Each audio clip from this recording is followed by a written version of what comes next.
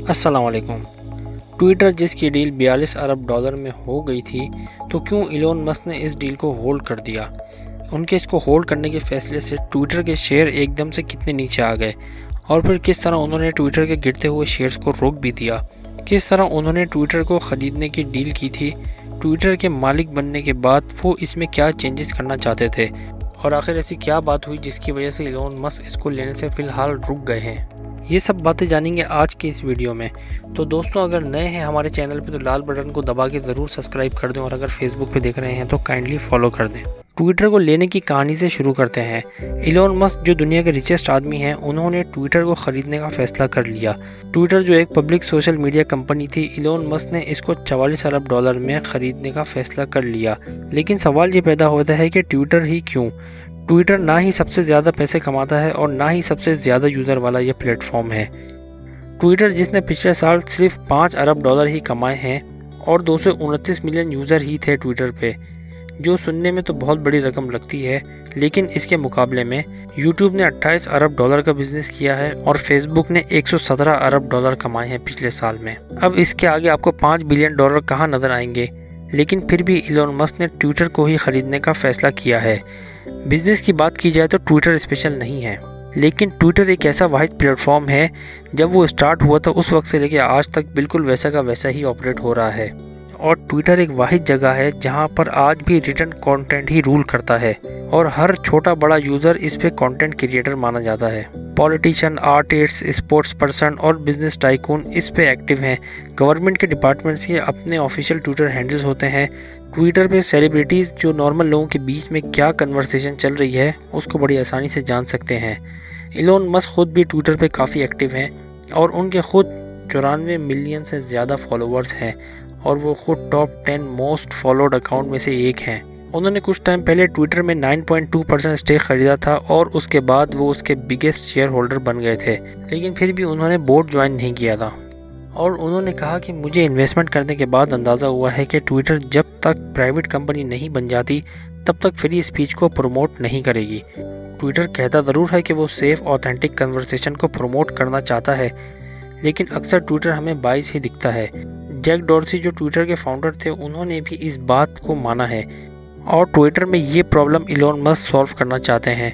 Twitter को लेने का उनका एक रीज़न ये भी है कि इलोन मस्क अपनी एक ट्वीट से बिटकॉइन के प्राइस ऊपर या नीचे कर सकते हैं और बेहिसाब वेल्थ को जनरेट या डिस्ट्रॉय भी कर सकते हैं। एक ट्वीट में इलोन मस्क बोलते हैं कि अब से टेस्ला को बिटकॉइन के साथ खरीदा जा सकता है, और फिर इस फैसले के बाद बिटकॉइन की price all the time high हो जाते हैं, और फिर लिख देते हैं कि बिटकॉइन एनवायरनमेंट के लिए सही नहीं है। इनकी इस एक ट्वीट के बाद बिटकॉइन की प्राइस एकदम से क्रैश हो जाती है।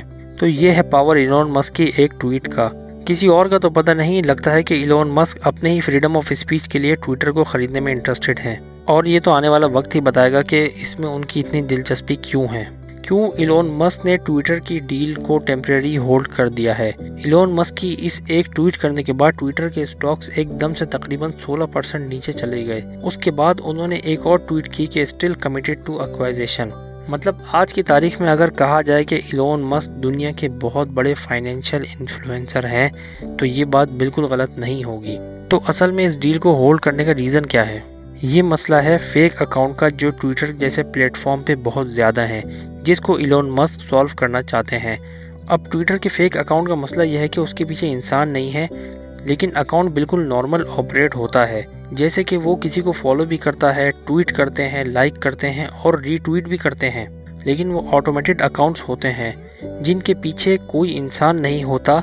और ये बहुत परेशानी की बात है, क्योंकि ट्विटर के ट्रेंड्स बहुत मैटर करते हैं, और ये मसला हल होना बहुत ज़रूरी है, क्योंकि इससे ट्विटर की असल वैल्यू का भी अंदाज़ा होगा।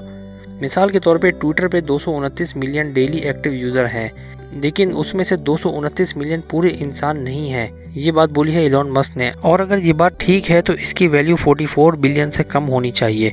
इलोन मस्क कहते हैं कि ट्विटर पर 20% अकाउंट फेक चल रहे हैं, जिसका उन्होंने कोई प्रूफ नहीं दिया है, जिस पे ट्विटर ने खुद कहा है कि इस पे लेस देन 5% अकाउंट हैं जो हो सकता है कि फेक हों।